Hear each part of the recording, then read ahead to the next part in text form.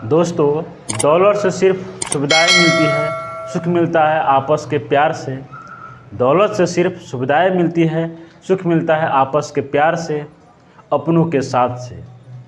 अगर सुविधाओं से सुख मिलता तो धनवान लोगों को कभी दुख नहीं होता।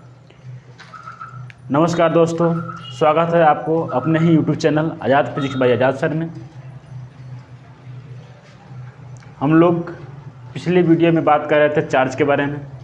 आज हम लोग बात करने जा रहे हैं कंजर्वेशन ऑफ चार्ज। चार्ज हम लोग पढ़ चुके थे, चार्ज क्या है, कैसे होता है, क्या क्या चार्ज में होता है, चार्ज कितने टाइप्स का होता है, कैसे इलेक्ट्रॉन का ट्रांसफ़र होता है। चार्ज के बारे में हम लोग, विद्युत आवेश के बारे में हम लोग पढ़ चुके थे। आज हम लोग चर्चा करने जा रहे हैं कंजर्वेशन ऑफ चार्ज के बारे में। तो हम लोग बात करने जा रहे हैं आज कंजर्वेशन ऑफ चार्ज। होता क्या है ये conservation of charge? Conservation of charge का मतलब क्या होता है? इसको हिंदी में बोलते हैं आवेश का संरक्षण। क्या बोलते हैं? आवेश का संरक्षण। आवेश का संरक्षण का मतलब क्या होता है? जैसे हम लोग चार्ज पढ़े थे, तो चार्ज क्या होता है? ट्रांसफ़र होता है, इलेक्ट्रॉन का ट्रांसफ़र होता है। पढ़े थे पिछले वीडियो में कि हम लोग जब इलेक्ट्रॉन को क्या करते हैं, जब दो या दो से अधिक वस्तुओं का आपस में रिवाइड कराते हैं, रबिंग कराते हैं, तब इलेक्ट्रॉन का ट्रांसफ़र होता है। क्या होता है? इलेक्ट्रॉन का ट्रांसफ़र होता है। एक बॉडी से दूसरे बॉडी में इलेक्ट्रॉन में क्या होता है? ट्रांसफ़र होता है, आवेश का ट्रांसफ़र होता है। चलिए, तो हम लोग उसके बारे में पढ़े हुए थे, चार्ज क्या होता है, कंजर्वेशन ऑफ चार्ज के बारे में आज हम लोग पढ़ेंगे। कंजर्वेशन ऑफ चार्ज का मतलब होता है ये कि आवेश को ना कभी उत्पन्न किया जा सकता है और ना ही कभी नष्ट किया जा सकता है। आवेश को ना कभी उत्पन्न किया जा सकता है और ना ही कभी नष्ट किया जा सकता है। इसे सिर्फ एक वस्तु से दूसरे वस्तु में ट्रांसफ़र मतलब कि रूपांतरण किया जा सकता है, जिसे आवेश का संरक्षण कहते हैं। क्या कहते हैं? यह आवेश का संरक्षण करते हैं। कभी नष्ट होगा, ना ही कभी ट्रांसफ़र होगा, मतलब एक इक्वल चार्ज होगा। दोनों में क्या होता है, जब भी दो वस्तु का आपस में रिवाइड कराते हैं तो क्या होता है, दोनों में एक इक्वल चार्ज होता है। ठीक है, तो हम लोग देखते हैं क्या कंजर्वेशन ऑफ चार्ज क्या होता है, फिर इसके बारे में हम लोग आगे चर्चा करेंगे। इसको समझते हैं, पहले डिफिनेशन देखते हैं क्या होता है conservation of charge. Conservation of charge मतलब आवेश का संरक्षण। देखिए, चार्ज, इसका डिफिनेशन लिखेंगे,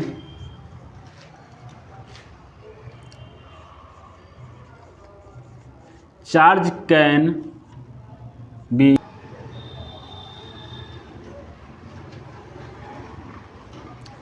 charge can neither be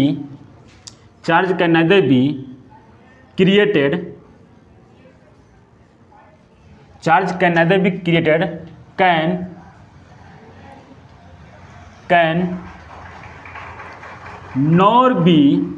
can nor be destroyed,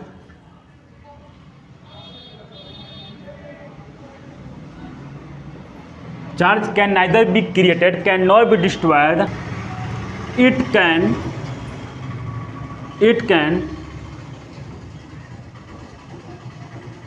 transfer from one body to another body. Only it can transfer from one body to another body. Is called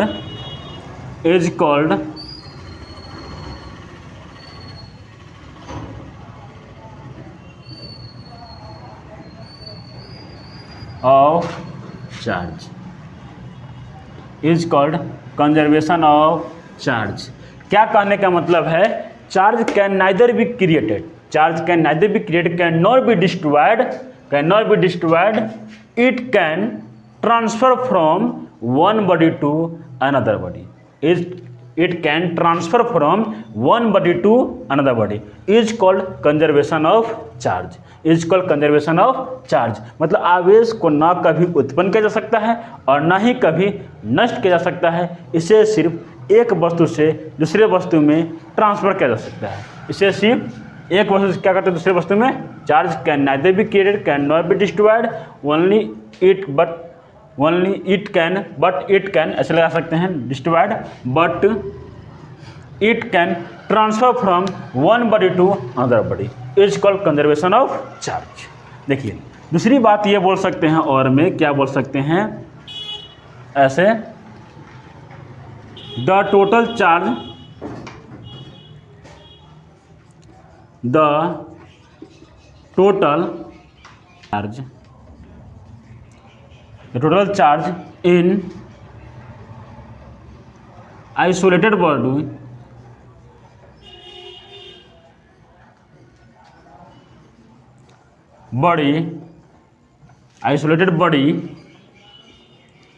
is constant. The total charge in isolated body, या N लगा सकते हैं, N the total, ऐसे पढ़ेंगे, the total charge an isolated body is constant. क्या होता है, किसी वस्तु में, किसी आइसोलेटेड बॉडी में, वस्तु में जो भी टोटल चार्ज होता है वो क्या होता है, कांस्टेंट के बराबर होता है, कांस्टेंट होता है। कैसे होता है, जैसे देखिएगा, मैथमेटिकल टर्म अगर आप इसको एक्सप्रेस करेंगे, एक्सप्रेस इन मैथमेटिकल टर्म ऐसे, sigma q is equal to constant, sigma q is equal to constant. यानी कि कहने का मतलब ये है कि charge i, q i is equal to q f, मतलब इनिशियल चार्ज जो होगा वो फाइनल चार्ज के क्या होता है, इक्वल होता है। इनिशियल चार्ज जो होगा वो फाइनल चार्ज के इक्वल होता है। जैसे एग्जाम्पल में हम लोग समझते हैं, अगर ये कोई दो वस्तुएं हैं, अगर ये एक आइसोलेटेड बॉडी है, एक ये भी आइसोलेटेड बॉडी है, ठीक है, ये दोनों क्या है, आइसोलेटेड बॉडी है। चलिए मान लेते हैं कि इसमें, इस वस्तु में चार्ज है, इसमें भी चार्ज है, कुछ ऐसे हैं। मान लिए कि 2 कूलम है, एक ये चार्ज हुआ, और ये मान लेते हैं कि -1 कूलम है, कि ये चार्ज हो गया, और मान लेते हैं कि यहाँ पर 3 कूलम है, चलिए कि ये भी चार्ज हो गया। इस बॉडी में क्या है, मान लिए कि 2 कूलम है और -3 कूलम है, और यहाँ पर कुछ नहीं है, यहाँ है वाट, क्या है, वाट। यहाँ पर चार्ज क्या होगा, मतलब इक्वल करना है चार्ज, 2 बॉडी है, इसको क्या करेंगे, जब रुबैड होगा तो क्या होगा चार्ज का, तो चार्ज इक्वल कैसे होगा, तो हम लोग देखते हैं। इसमें 2 कूलम है, 1 कूलम है, 3 कूलम है। इसमें क्या है, 2 कूलम है और -3 कूलम है, और क्या है, इसमें चार्ज, इसके जगह पर इस बॉडी में चार्ज क्या होगा समझते हैं। मान लीजिए ये Q1 है, प्लस ये क्या है, ये Q2 है, ये क्या है, Q3 है, और इसमें लेते हैं क्या है, कि ये एक चार्ज मान लिए Q-1 है, Q प्लस Q-2 है, और ये मान लीजिए कि Q-2 है, तो Q-3 है।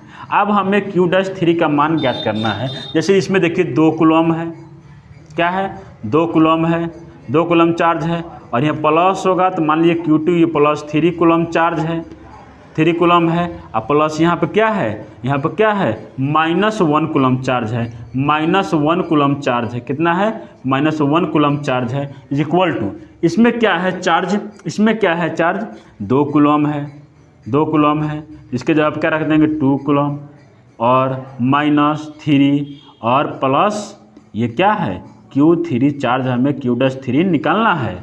देखिए क्या हो जाएगा, 3 2 5, 5 में से 1 जाएगा तो कितना बचेगा, 4 हो जाएगा, 4 कूलम। ये हो जाएगा, इसमें से -1 हो जाएगा, ये 2 -3 है तो -1 हो जाएगा, इधर जाएगा प्लस में हो जाएगा, प्लस क्या हो जाएगा 1, प्लस क्या हो जाएगा 1 हो जाएगा, तो Q-3 बराबर क्या मिलेगा, 4 + 1 मतलब कि 5, इसीलिए Q-3 का वैल्यू कितना आएगा, 5, मतलब 5 कूलम।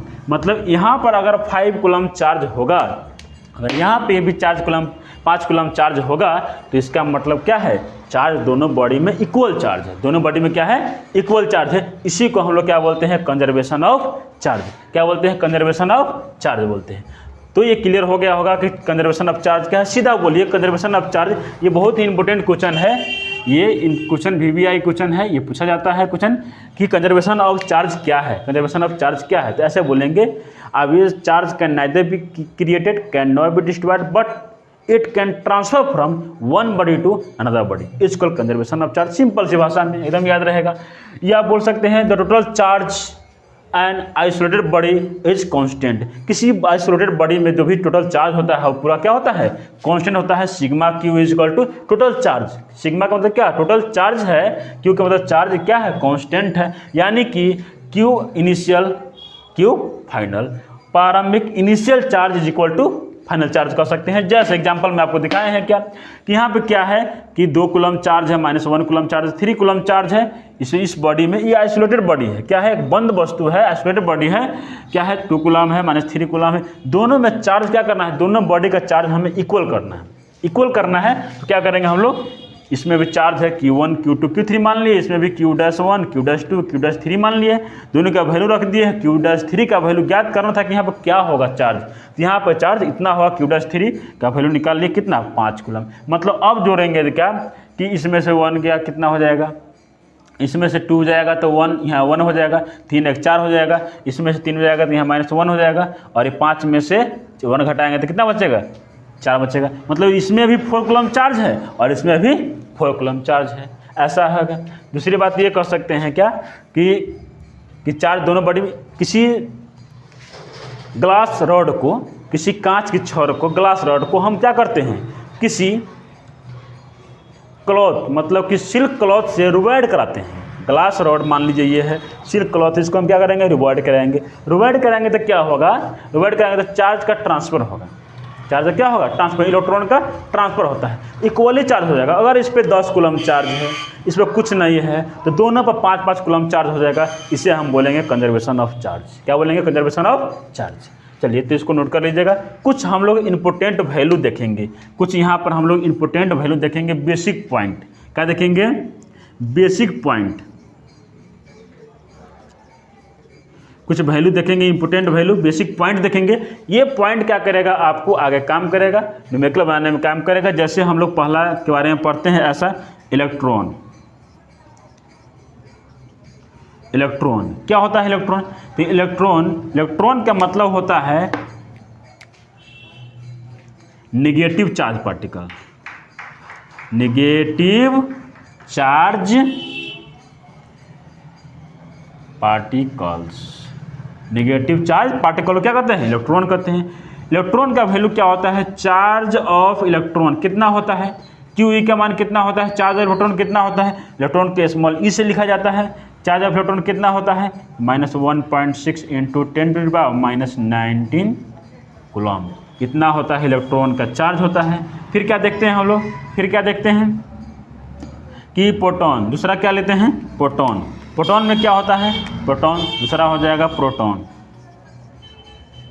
प्रोटॉन, प्रोटॉन क्या होता है, प्रोटॉन का मतलब होता है positive charge particle. Positive charge particles, positive charge particles में क्या होता है, प्रोटॉन। तो चार्ज ऑफ प्रोटॉन कितना होगा, QP = कितना होगा, चार्ज Q का मतलब चार्ज, P का मतलब प्रोटॉन कितना होगा, तो +1.6 प्रोटॉन। प्रोटॉन का मतलब क्या होता है, पॉजिटिव चार्ज पार्टिकल।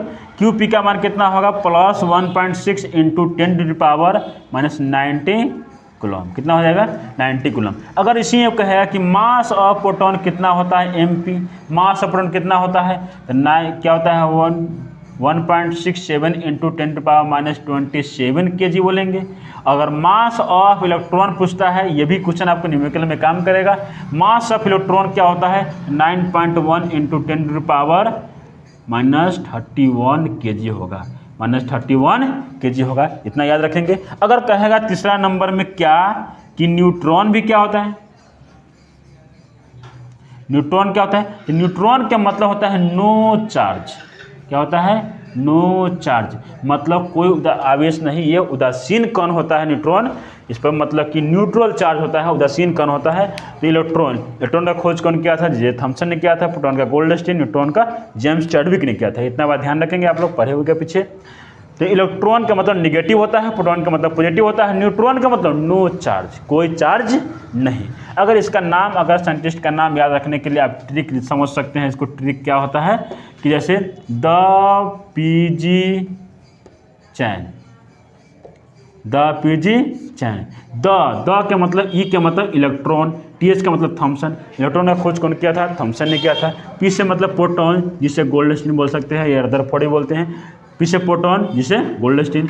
N से न्यूट्रॉन, CHI से चैडविक। N से न्यूट्रॉन, CHI से क्या होता है? चैडविक। न्यूट्रॉन का खोज कौन किया था? चैडविक ने किया था। इस प्रकार से आप इस ट्रिक्स के माध्यम से भी इसको याद रख सकते हैं। चलिए, उम्मीद करते हैं अगर यहाँ तक अगर अच्छे से क्लियर हो गया है, यहाँ तक आप बात समझ गए हैं, तो इसको स्क्रीनशॉट मार सकते हैं, नोट कर लीजिए, फिर आगे हम इसको मिटाते हैं। तो बात कर रहे थे हम लोग चार्ज के बारे में। तो यहाँ से आप बहुत इंपॉर्टेंट एक ऑब्जेक्टिव याद रख सकते हैं, नोट में इसको नोट लिखेंगे कि ये एक ऑब्जेक्टिव बहुत इंपॉर्टेंट है जो पूछा जाता है। ऑब्जेक्टिव कई बार पूछा गया है। पहला ऑब्जेक्टिव, 1 कूलम चार्ज बराबर कितना होता है? 1 coulomb is equal to 3 ×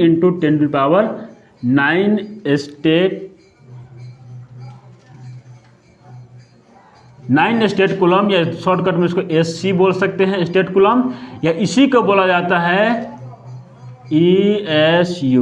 ESU of charge. ESU of charge. ESU का मतलब क्या होता है, ऐसे याद रखेंगे। 1 coulomb charge is equal to 3 × 10⁻9 stat coulomb, 3 × 10⁹ stat coulomb होता है। इसको शॉर्टकट में स्टेट बोल सकते हैं, 9 स्टेट कूलम बोलेंगे। स्टेट कूलम चार्ज का CGS यूनिट होता है, जो पीछे बताए थे। ESU का मतलब होता है इलेक्ट्रोस्टैटिक्स यूनिट। क्या होता है? Electrostatics unit of charge. Charge का इलेक्ट्रोस्टैटिक्स यूनिट होता है, इसको ऐसे याद रखेंगे। चलिए, दूसरी बात आप ये याद रखेंगे, दूसरा ऑब्जेक्टिव ये रहेगा, अगर पूछेगा कि 1 stat coulomb is equal to कितना होगा? 1 stat coulomb is equal to कितना होगा? तो बोलेंगे 1/3 × 10⁻9 कूलम। क्या बोलेंगे? 1 stat coulomb is equal to 1/3 × 10⁻9 coulomb. क्या बोलेंगे? -9 कूलम। ये 1 स्टेट कूलम चार्ज का वैल्यू इतना होता है और 1 कूलम चार्ज का वैल्यू इतना होता है। दोनों ऑब्जेक्टिव काफ़ी इंपॉर्टेंट होता है। कुछ हम लोग बेसिक पॉइंट याद रखेंगे। सम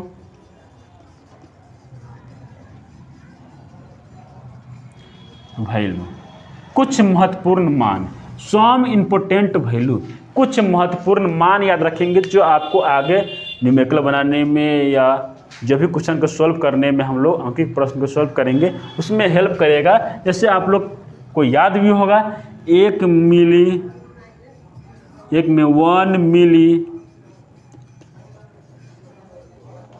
मिली कूलम, 1 MC उसको बोलेंगे 10⁻³ कूलम होता है। दूसरा 1 माइक्रो कूलम, 1 माइक्रो का सिंबल ऐसे होता है, माइक्रो ऐसे लिखेंगे। माइक्रो कूलम 10⁻6 कूलम होता है। 1 नैनो कूलम, 1 NC बोला जाता है, 10⁻⁹ कूलम होता है। चौथा 1 pico coulomb is equal to 1 PC बोलते हैं, 10⁻12 कूलम होगा। 1 femto coulomb is equal to 1 FC बोल देंगे, 10⁻15 कूलम होता है। एक और याद रखेंगे आप लोग, क्या 1 mega coulomb, 1 mega coulomb is equal to 1 mega coulomb is equal to 10⁻6 coulomb होता है। इसको ध्यान रखेंगे। इतना वैल्यू आप याद रखते हैं। मिली माइक्रो, सिर्फ याद रखना है क्या कि milli micro nano pico femto, milli micro nano pico femto, milli micro nano pico femto. Milli का मान 3 तो -3 है, 6 9 12 15। क्लियर है? Milli micro nano pico femto अगर क्रम से आपको सीरियल नंबर से याद है, तो आप ऐसे बोल सकते हैं, मिली का मान -3 होता है, तो माइक्रो का 6 -6 और नैनो का -9 और फेम्टो क्या कहते हैं, पिको का पिको का -12 और फेमटो का -15। तो milli micro nano pico femto, milli का मान 10⁻³ कूलम। सबसे ज़्यादा इंपॉर्टेंट ये आप काफ़ी ज़्यादा यूज होगा ये वाला, 1 माइक्रो कूलम का वैल्यू कितना होता है। 1 माइक्रो कूलम का वैल्यू कितना होता है, माइक्रो का सिंबल ऐसा बनाएंगे 10⁻⁻6। ये आपको 12th में पहले चैप्टर में भी और सेकेंड चैप्टर में भी काफ़ी ज़्यादा इसका यूज होता है। इस सब का यूज हो या ना हो, आगे फिर और भी कुछ वैल्यू है उसको हम लोग आगे फिर चर्चा करेंगे, आगे बताएंगे फिर ज़रूरत के हिसाब से। अभी इतना समझना है कि 1 माइक्रो का मान कितना हो, 10⁻6 कूलम होता है। चलिए, उम्मीद करता हूँ कि वीडियो आपको अच्छा लगा हो। और आज हम लोग सीखे हैं कंजर्वेशन ऑफ चार्ज क्या होता है, इलेक्ट्रॉन प्रोटॉन न्यूट्रॉन क्या होता है, और ये कुछ इंपॉर्टेंट वैल्यू 2 ऑब्जेक्टिव पढ़े हैं। 1 स्टेट कूलम बराबर क्या होता है, 1 कूलम इक्वल टू कितना होता है। वीडियो आपको अच्छा लगा हो तो लाइक करें, सब्सक्राइब करें और बेल आइकन प्रेस करें और बने रहे। Have a nice day, best of luck and go success.